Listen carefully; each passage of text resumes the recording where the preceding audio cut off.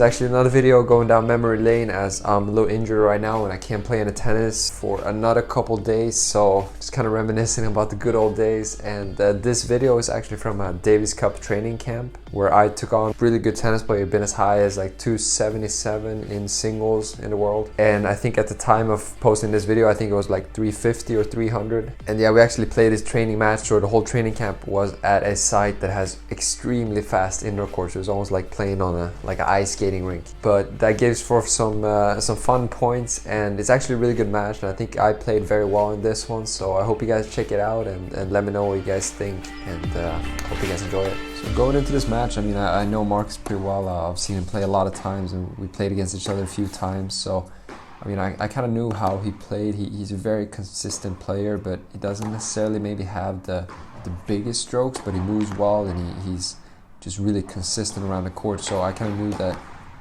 I wanted to try to do the best I could to take advantage of this surface, and just really try to be aggressive as possible, you know, come forward as much as I could and take balls early, try to take time away. And I actually think throughout this match, a lot of times, and when I was serving, I felt like I was getting so much from the serve that I was actually just decided to go for 2 first serves a good amount of times. So a lot of times when you maybe see me hit a good serve, it could actually be the second serve a couple of times, but I mean, you can really see how the ball just skids there very quickly. And I feel like pancake serves were effective as well, because the ball just really slides on you.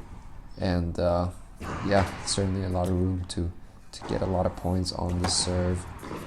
And you know, just trying to find depth, and then from there try to find something coming forward and those kind of things. And I feel like if I managed to trick him into that kind of game more and more, I feel like I would be maybe have the upper hand there. But as long as I just stayed focused and kept getting a good amount of first serves in, I feel like I would be in a pretty good spot throughout most of these rallies. And yeah, you see there, you know, as soon as you step on something, the ball just kind of skids on you. So it is a little tricky, but especially when you play on these kind of surfaces, for all you guys out there, you know, just try to remember that it's always the same conditions for both. So I know it's very easy to just kind of get stuck into it and get a little frustrated with things going on, but you just have to remember that it's always the same kind of condition for everyone. You play on the same surface, same court, so just trying to make the most out of it. Every time you feel like you're struggling, just try to remember that your opponent is struggling just as much with all these fast conditions and timing and things like that. So always try to make the most, just always try to make the best out of it, and just kind of see what happens with it.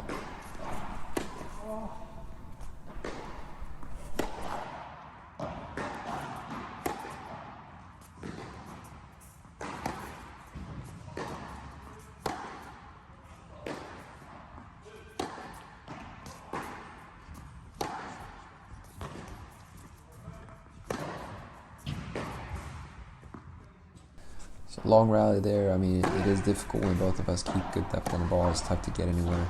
The ball just stays low so much. It's hard to find something. But I thought when I have you guys here at the video, I might as well just talk about some Miami matches, right? And hope you guys been following some of it. I haven't been watching too much, to be honest, but I saw Kokinakis had a crazy match with Hurkacz.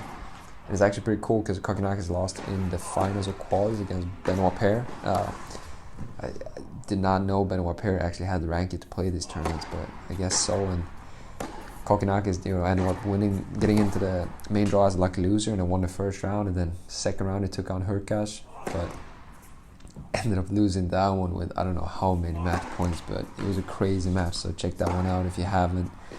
And besides that, you know, it's been a lot of upsets. Like Barrera took out, forgot the name now, but I know, yeah, he took out Cameron Norrie in straight sets, like pretty comfortably too, like 6-3, 6-2. I really have to watch through that match. I mean, if you guys saw it, like how can someone beat Cameron Norrie that easy? I don't know if it was easy, but like with that consistent and solid score. Good passing shot there by me there, by the way. But Hey, sorry to stop you there. If you're enjoying this, make sure to like and subscribe. Thanks. And then also, Zverev getting really handed, getting it. Yeah, I don't know, just had a really tough time out there. He lost to Taro Dania 6-0, 6-4. So there's a lot of cool stuff happening in tennis right now. I really feel like there is a change in how tennis is being played now. I for sure think there's going to be more upsets with people just getting more aggressive, taking more chances, and that just opens a lot more room for people playing really well some days, and they can beat anyone almost out there. And it's gonna be cool to see going forward how people kind of adjust to it. And I for sure think, like, I've been watching a lot of basketball and things like that. Sorry for talking about that when we're looking at tennis, but just been so many more people getting prone to injuries and stuff, because like all sports and with science and stuff, people getting better, more powerful, explosive, but then at the same time keeping the same kind of schedule and amount of play time as they did like 20 years ago, when I would argue that the physical demands were not as were just different.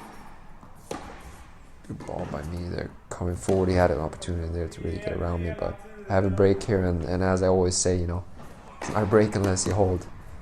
But sorry, going back to my basketball analogy, but I recently just saw a documentary that talking about like that NBA really has an issue with so many players being injured, and just comparing it to 20 years ago, like how much more playing time people could do without good depth there. It was a close call, but yeah, without like struggling with injuries and stuff. And I really think that's a pretty logical thing going on right now, keeping the same kind of amount of play time, but then demand, like the physical strains and everything, is just a lot higher these days. So if you just add those two together, I feel like people are just going to be very prone to injuries. And my kind of guess with this, and this is actually something that my fitness coach has been talking to me about the last 2-3 years, and that's really about playing less tournaments, needing more time in between in order to maintain the body.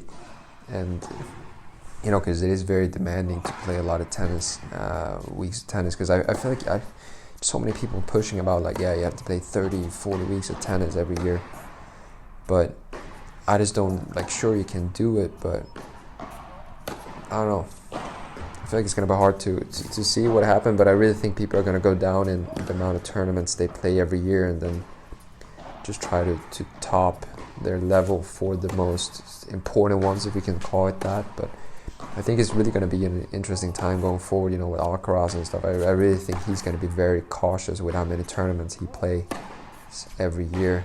Same thing with, most people, you can always see, obviously Djokovic doesn't really control how many tournaments he plays sometimes, but hopefully when he's allowed to choose and pick and choose and play all the tournaments if he wants to, I think it's going to be very evident. And it's been very evident the past couple of years, that he's gone down in the amount of tournaments he's playing. But it is a little tricky with tennis, because I think they count the 18 best tournament results. So with that, maybe it's 15 or something, but it does require you to play a lot of tournaments, and you could obviously get benefited by that, but it's a real give and take there. And I feel like if it comes on the back of being injured and being out and not being able to maybe play a full schedule, but just playing a lot of tournaments, but not playing a full schedule healthy, I really think that's something to consider.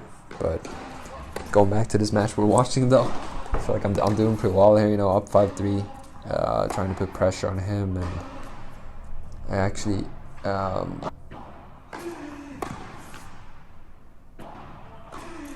do a great job there. I feel like just getting these returns down deep, and then straight away just getting on him and just putting pressure, just making a lot of these returns down deep and in the middle really get you so far, really get you into the rally. And with that one, I managed to break to 6-3 and get the first set. So opening up the second set, obviously this is kind of the way you want to start it, opening up with an ace there. Opponent's not too happy with it. So obviously I felt like I had to follow it up with 2 more aces. And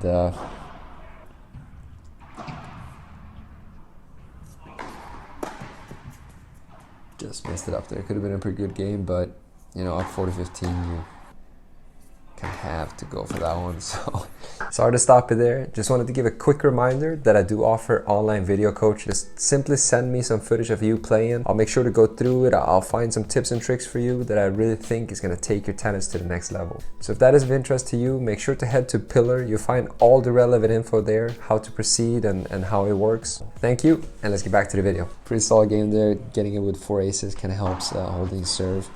And you know, just trying to build on the momentum there. Falling back to what I mentioned in the start though, like this is a training camp for Davis Cup, so I think this was actually in 2020, right before we qualified for Madrid.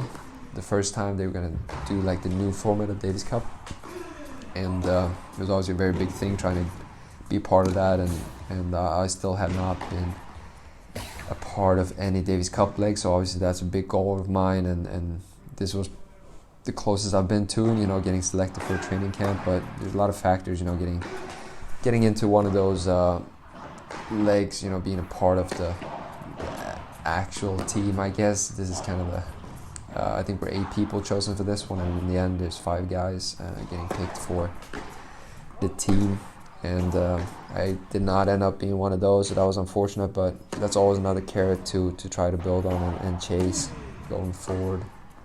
My opponent's just a little bit angry there, just kind of loses his head a little bit, but I know Mark as well, like he's always a guy that's competing and he's always going to stay with it, so I made sure to stay really focused and not let him trick me into maybe calming it down a little bit. But it was a great experience playing in this this training camp though. We had a lot of good players here, like Dragas Madras, he's around like 250, 300 right now, and I think at the time of this was like 300-400. Phil Bergevy, another guy I've been playing doubles some with, and he's doing great in doubles, especially right now.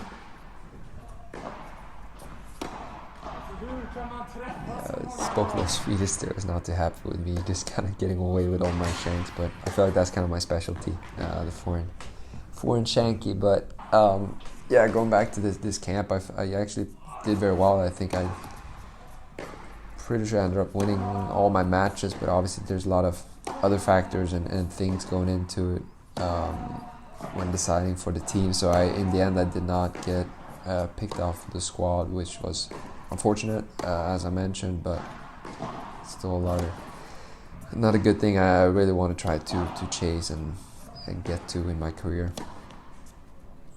But speaking about Davis Cup, you'll actually see the head of the team at this time step into the court, so make sure to comment below if you guys know who that is. You might recognize him from afar. He is yeah, I don't want to give away too much. I'm sure you guys can figure it out actually, but see when he steps on the court. Yeah, I feel like I'm playing some really consistent tennis here though. There's not too many errors. I feel like I'm constantly just putting pressure on him, like the way I come forward and managing to finish it off there. So you can actually see the coach is sitting on the bench right now, so if you do recognize him, make sure to comment below. But great hold there, getting up to 5-0, and just trying to make the most here, just staying focused all the way through. Do a great job there chipping it down low and then tricking him coming forward, and just opens up a lot of room for me to finish it off with a lob there.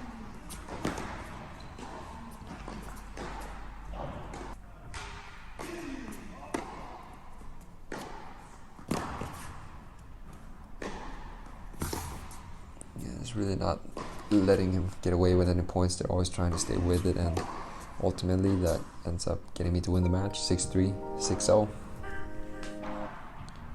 Yeah, so got the win there. I feel like I played some great tennis, really solid overall. I feel like I stuck to my game plan and just really did well there. And just looking back at this, I feel like I've really improved my serve, especially, even though I was serving very well in this match. But also on top of this, I feel like I was playing very well, like strong, solid tennis, but the past, like, ever since that match, I just feel like I've developed a lot. I know from doing a lot of tests and stuff that I got a lot stronger, so I gotta admit I'm really excited to hopefully get my injury gone so I can play like a full schedule back in the tour and just see what I can do out there, and yeah, just get back out there again. But if you guys enjoyed this, make sure to subscribe and maybe check out my other channels like on Instagram or TikTok. If you want to see a more recent video where I actually took on the same opponent, Markus Eriksson, it was a couple of months ago, and I'll make sure to leave that video for you guys here. So make sure to check that out if you want to see how he did manage to maybe get some revenge on me or not. So make sure to check that one out, and I'll see you guys soon. Yeah.